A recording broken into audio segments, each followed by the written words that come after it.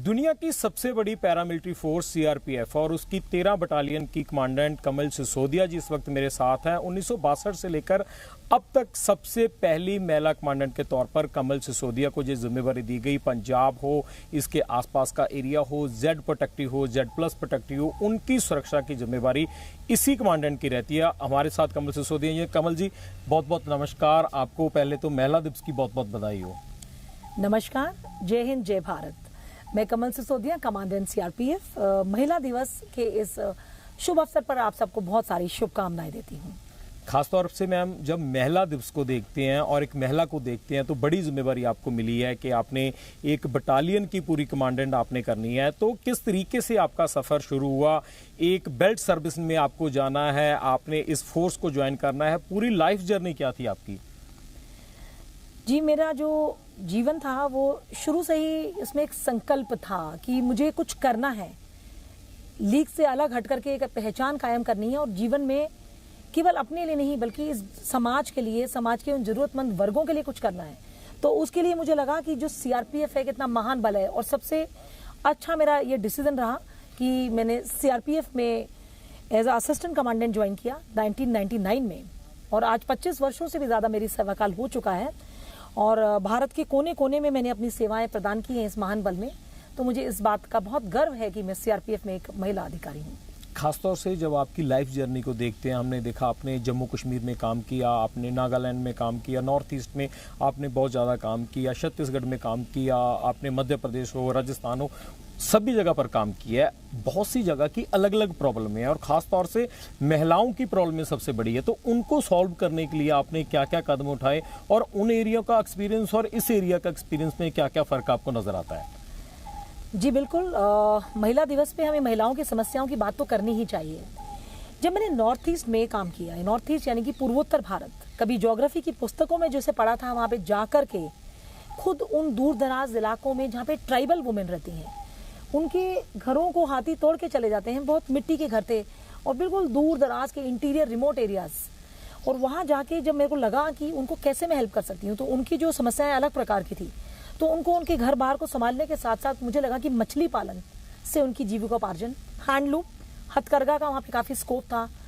तो वो सब चीज़ें सेल्फ हेल्प ग्रुप्स के द्वारा, कुकिंग बहुत अच्छा वो कर लेती थी, तो कुकिंग के द्वारा वो कैसे जीविकोपार्जन के साधन अपने अर्जित कर सकती हैं। चाहे वो फॉरेस्ट है या कोई है जहाँ पे टूरिस्ट आते हैं, तो वहाँ पे भी अपने वो हाथ की बनी हुई चीज़ें लेके पहुँचना, तो ये चीज़ें वहाँ पे करवाई।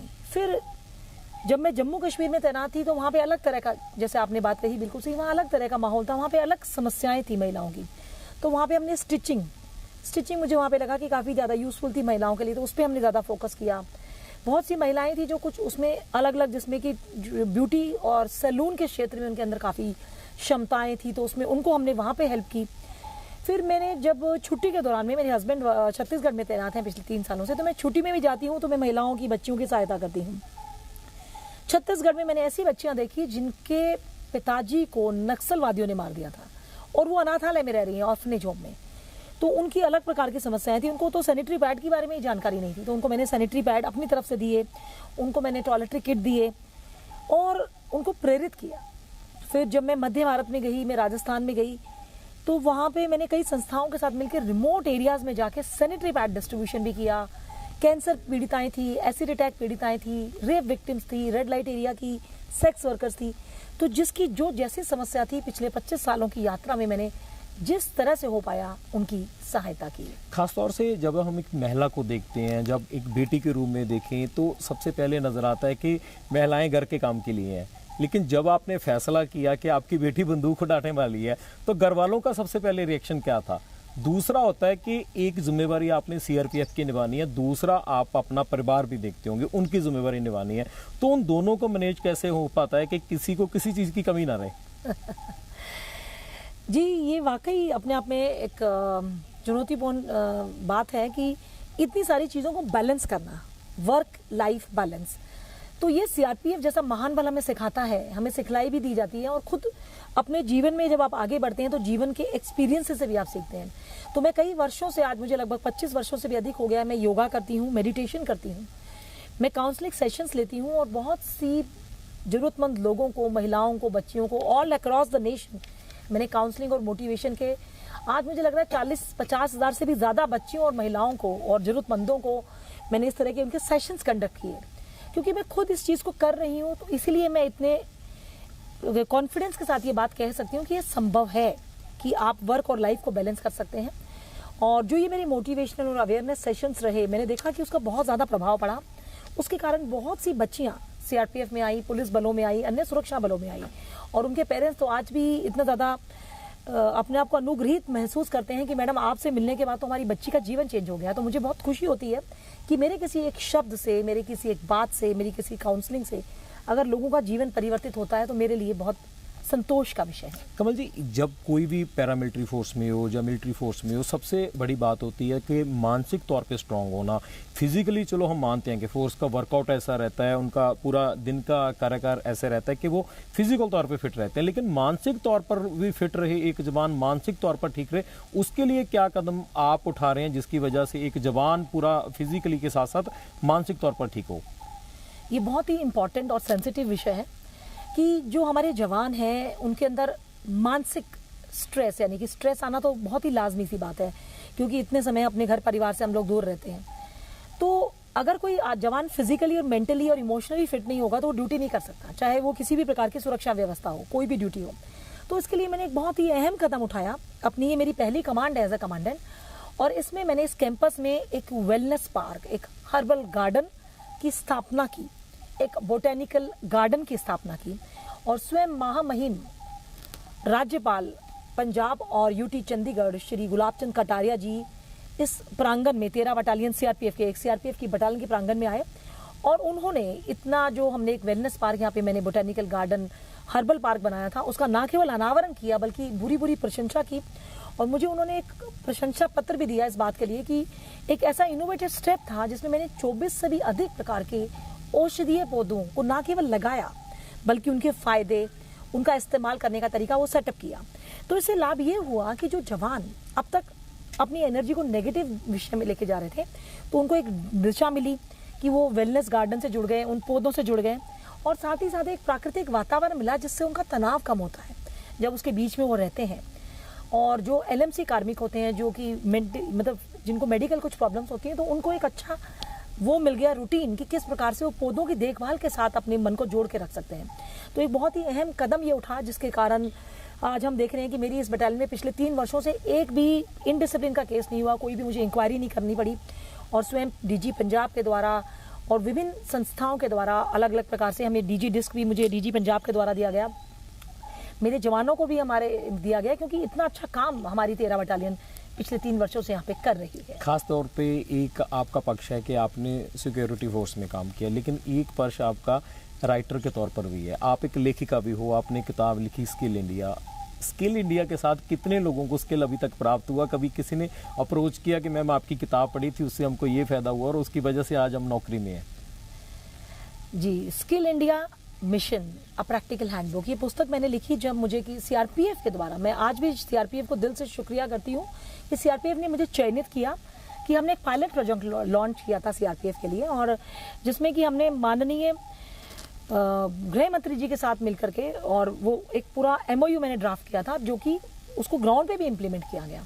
तो जो हमारी वीर नारियां हैं, जो शहीदों के परिवारजन हैं, जो महिलाएं हैं, बच्चे हैं, और जो हमारे वेलफेयर सेंटर्स होते हैं, उसमें उनकी स्किल ट्रेनिंग के लिए किस प्रकार से स्किल इंडिया का हमने इस्तेमाल किया।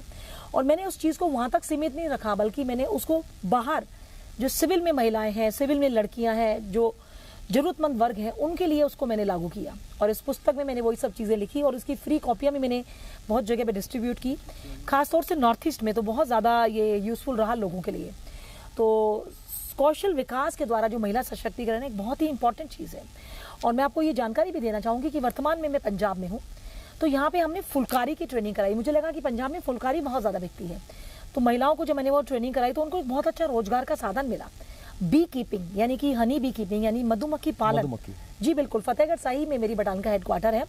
तो ना केवल अपने जवानों के लिए, बल्कि सिविल में जो महिलाएं हैं, जो बुजुर्ग हैं, जो जरूरतमंद लोग हैं, उनको भी मैंने वो ट्रेनिंग प्रदान की, तो जिससे उनको भी एक जीविकोपार्जन का एक नया साधन मिल गया। तो इस प्रकार से आप देखेंगे कि ये स्किल डेवलपमेंट, कौशल विकास जो है महिला सशक्तिकरण के लिए, उनकी इंडिपेंडेंस के लिए, जरूरतमंद वर्गों के लिए, दिव्यांगों के लिए तो बहुत ही ज़्यादा यूजफुल है।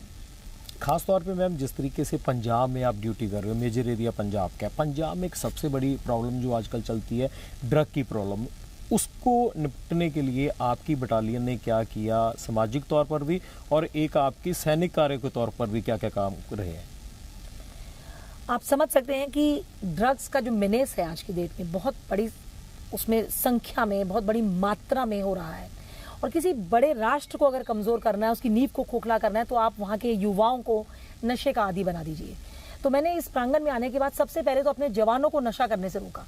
मीन्स कुछ जवान जो कि शराब या मदिरा का सेवन करते थे, और आज की डेट में मेरी बटालियन में इस प्रकार का कोई भी केस सामने नहीं आया कि जिसमें कि जवान इस प्रकार का सेवन कर रहे हो। तो उनको ना केवल मैंने काउंसलिंग दी, समझाया, डी एडिक्शन वो कराया, और फिर इसी मुहिम को मैंने आगे सिविलियंस और बच्चों की ओर मोड़ा, और जो यहाँ की यूथ है उनके बीच जा करके मैंने संस्थाओं को उसमें जोड़ा, और हमने बैनर्स, पोस्टर्स का इस्तेमाल किया, और मैंने काउंसलिंग की, सेशंस लिए, तो जिससे कि नो टू नारकोटिक्स से नो टू ड्रग्स, इस पे हमने काफ़ी ज़्यादा कैंपेन चलाया, तो जिसका बहुत ज़्यादा लाभ हुआ है। और पंजाब जैसे राज्य में तो इसकी बहुत ज़्यादा ज़रूरत थी, तो बहुत ही ये सक्सेसफुल हमारा कैंपेन रहा। बहुत सी महिलाएं होंगी जो आपसे मिलना चाहती होंगी, आपसे कुछ सीखना चाहती होंगी, तो अप्रोच का माध्यम आपसे मिलने का क्या रह सकता है? अगर पंजाब की कोई महिला ग्रुप चाहे कि आपसे मिलना चाहते हैं, आपसे काम कोई सीखना चाहते हैं, नई दिशा लेनी चाहते हैं? जी बिल्कुल, ये मैंने देखा कि मैं अभी यहाँ पे पंजाब में हूँ, तो हमारे सड़क के पार ही बहुत सी ऐसी महिलाएं थी जो 7 सालों से मुझे सुन रही थी मेरे स्पीचेस को, और जब यहाँ पे एक प्रोग्राम हमने रखा तो जब वो आई तो मुझे देख करके उनकी आंखों से आंसू नहीं दिख रहे थे कि कमल सिसोदिया मैम से मुझे मिलने का मौका मिल रहा है। तो मुझे लग रहा है कि सोशल मीडिया का बहुत अच्छा इस्तेमाल किया जा सकता है सही दिशा के लिए, ना कि गलत रास्ते पे जो यूथ को लेके जाते हैं। तो सोशल मीडिया प्लेटफॉर्म पे नारी शक्ति नाम का एक मेरा फेसबुक पेज है, और मोटिवेशन वर्ल्ड भी मेरे बेटे ने एक बनाया हुआ है, तो उसमें से उसके जरिए महिलाएं मुझसे जुड़ सकती हैं, उनकी कोई समस्या है तो उसका मैं निदान कर सकती हूँ, क्योंकि मैं केवल एक राज्य के लिए नहीं, केवल एक क्षेत्र के लिए नहीं, बल्कि समूचे भारत भाग की हर एक महिला के लिए, बच्चों के लिए, जरूरतमंद वर्गों के लिए हमेशा तत्पर हूँ। पंजाब की जैसे आपने बताया कि आपका कार्य रहता है, बहुत से एरिया ऐसे सेंसिटिव एरिया जहाँ की सुरक्षा आपके हाथ में है, तो उस चीज़ को आप कैसे मैनेज कर पाते हो एक महिला के तौर पे? जो सवाल मेरा पहले भी था कि घर का भी काम है, बच्चों के लिए खाना भी होता है, सारी चीज़ें होती हैं, साथ की साथ बड़ी जिम्मेवारी कि पंजाब के सीएम को प्रोटेक्ट करने की जिम्मेवारी आपके ऊपर रहती है। बहुत से ऐसे संस्थान हैं जिनको प्रोटेक्ट करने की जिम्मेवारी आपके ऊपर रहती है। जी बिल्कुल, जो सुरक्षा की ड्यूटी हम कर रहे हैं वो बेहद ही संवेदनशील है, और इसके लिए अपने आप को आपको मेंटली, फिजिकली और इमोशनली स्ट्रांग रखना बहुत ज़रूरी है। आपको एक कुशल लीडर के रूप में रहना बहुत आवश्यक है। परिवार की जहाँ तक बात है तो मेरे हस्बैंड छत्तीसगढ़ में हैं, और मेरा जो बेटा है वो अभी कॉलेज में गया है, तो हम तीनों लोग हैं, तीनों बिल्कुल अलग अलग हैं। तो एक वो जो वैक्यूम है जो परिवार की एब्सेंस में होता है, तो उसको दूर करने के लिए सबसे अच्छा रहता है कि आप अपने जवानों को ही अपना परिवार माने। आज तक मैंने अपने पूरे 25 साल के सेवा काल में होली या दिवाली हमेशा अपने जवानों के साथ ही मनाया, उनके साथ ही मैंने सारे कार्यक्रम सेलिब्रेट किए, और वो भी मुझे अपनी बड़ी बहन की तरह, एक माँ की तरह उतना ही प्यार देते हैं जैसे कि मैं उनके कदम कदम पे पालना करती हूँ, उनको काउंसलिंग देती हूँ। मुझे लगता है कि कठोरता या पनिशमेंट सॉल्यूशन नहीं है, बल्कि सही मार्गदर्शन करना, प्रेम के साथ, और एक परिवार, एक माहौल बना करके, एक हेल्दी एटमॉस्फेयर बना के आप अपने जवानों को ज़्यादा मजबूत और सशक्त बना सकते हैं। तो as a women leader, as a women commander, जो ये मेरा रोल रहा, मुझे लग रहा है कि काफ़ी सक्सेसफुल रहा, जिसके कारण मेरे जवान आज अपना जान भी देने के लिए मेरे तैयार रहते हैं कि मैडम एक आवाज़ पर ही वो हर तरह की ड्यूटी बहुत ही बखूबी निभा रहे हैं। तो ये एक बहुत अच्छा रोल मॉडल, एक लीडरशिप का एक नया मॉडल हमने यहाँ पे एस्टैब्लिश किया है, जिसमें कि फैमिली एटमॉस्फेयर के साथ सभी सेलिब्रेशंस को आगे बढ़ाते हुए ट्रेनिंग, हेल्थ, और इसी कड़ी में मैंने अपने जवानों के लिए 2 जिम भी एस्टैब्लिश किए यहाँ पे, क्योंकि मुझे लगता है कि जवानों की फिटनेस बहुत ज़्यादा इंपॉर्टेंट है। मैं उनको योगा और मेडिटेशन भी कराती रहती हूँ। जब भी कोई कार्यक्रम होता है या अलग से भी मैं उनको हमेशा मेडिटेशन पक्का कराती हूँ। तो जब हम लोग मास मेडिटेशन करते हैं तो इस बटालियन के अंदर एक पॉजिटिव माहौल भी पैदा होता है। बहुत से लोग आपको आयरन लेडी कहते हैं, बहुत से लोग आपको मर्दानी कहते हैं, गवर्नर साहब भी आपको सम्मानित किया। आपको क्या अच्छा लगता है, कमल सिसोदिया कहना, कमांडेंट कहना? क्योंकि जब एक इस बटालियन में होते हो तो सलूट भी काफ़ी बजते हैं, लेकिन लोग क्या कहें और जवान क्या कहें, आपको क्या अच्छा लगता है? देखिए, मेरे लिए जो सम्मान है वो सम्मान लोगों के दिल से जुड़ा हुआ है, उनके प्रेम से, उनके विश्वास से, उनकी मेरे ऊपर आस्था से जुड़ा हुआ है।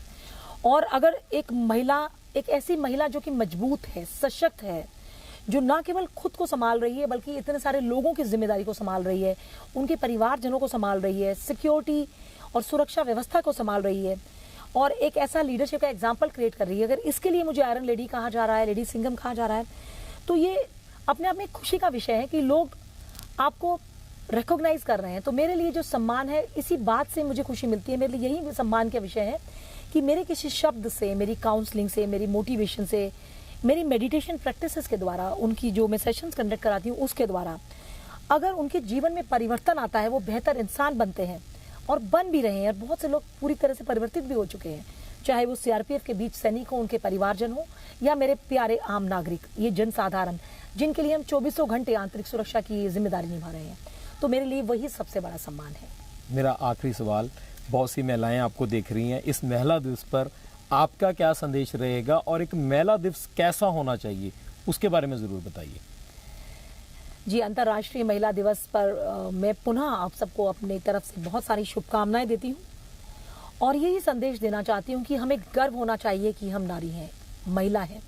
जब भी जन्म हो तो लड़की के रूप में ही जन्म हो, ताकि सारी दुनिया को हम ये बता सकें कि ये चूड़ियाँ पहनने वाले हाथ जब हाथ में बंदूक उठाते हैं तो कुछ भी, कितना भी बड़ा दुश्मन हो, सामने धराशायी हो जाता है। तो एक पंक्ति में मुझे याद आती है कि हाथ में बंदूक तो क्या, दिल में तो हलचल मिले, जैसे टेढ़ी मेढ़ी शाखों पर रसीले फल मिले। उसके खारे पानी में भी कोई कशिश तो होगी जरूर, वरना क्यों सागर से यूं जा जा के गंगा जल मिले।